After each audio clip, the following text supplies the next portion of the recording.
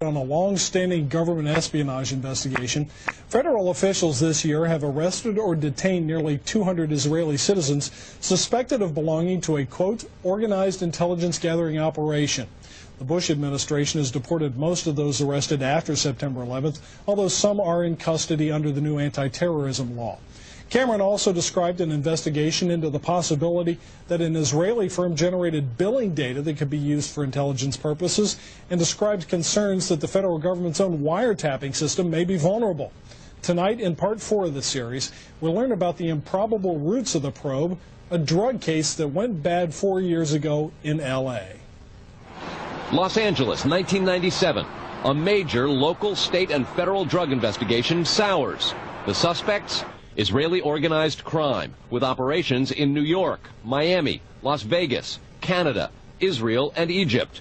The allegations? Cocaine and ecstasy trafficking and sophisticated white-collar credit card and computer fraud. The problem? According to classified law enforcement documents obtained by Fox News, the bad guys had the cops' beepers, cell phones, even home phones under surveillance. Some who did get caught admitted to having hundreds of numbers and using them to avoid arrest. Quote, this compromised law enforcement communications between LAPD detectives and other assigned law enforcement officers working various aspects of the case. The organization discovered communications between Organized Crime Intelligence Division detectives, the FBI, and the Secret Service. Shock spread from the DEA to the FBI in Washington and then the CIA.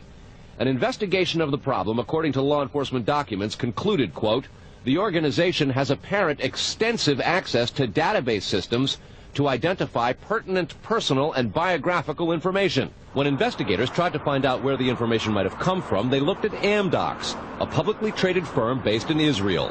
Amdocs generates billing data for virtually every call in America, and they do credit checks. The company denies any leaks, but investigators still fear that the firm's data is getting into the wrong hands. When investigators checked their own wiretapping system for leaks, they grew concerned about potential vulnerabilities in the computers that intercept, record, and store the wiretapped calls. A main contractor is Comverse Infosys, which works closely with the Israeli government and under a special grant program is reimbursed for up to 50% of its research and development costs by Israel's Ministry of Industry and Trade. Asked this week about another sprawling investigation and the detention of 60 Israelis since September 11th, the Bush administration treated the questions like hot potatoes. I would just refer you to the Department of Justice with it. I'm not familiar with the report. I'm aware that some Israeli citizens have been detained. With respect to why they are being detained and the other aspects of your question, whether it's because they are in intelligence services or what they were doing, I will defer to the Department of Justice and the FBI to answer that.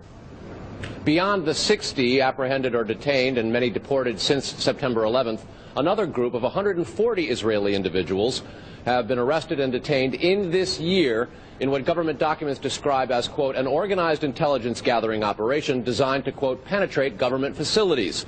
Most of those individuals said they had served in the Israeli military, which is compulsory there, but they also had, most of them, intelligence expertise and either worked for Amdocs or other companies in Israel that specialize in wiretapping. Earlier this week, the Israeli embassy here in Washington denied any spying against or in the United States. Tony? Carl, we've heard the comments from Ari Fleischer and Colin Powell. What are officials saying behind the scenes? Well, there's real pandemonium described at both the FBI, the DEA, and the INS. A lot of these problems have been well known to some investigators, many of whom have contributed to the reporting on this story. And what they say is happening is supervisors and management are now going back and collecting much of the information because there's tremendous pressure from top levels of all of those agencies to find out exactly what's going on.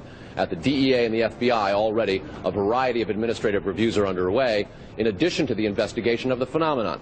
They want to find out how it is that all this has come out, as well as be very careful because of the explosive nature and very political ramifications of the story itself. Tony? All right.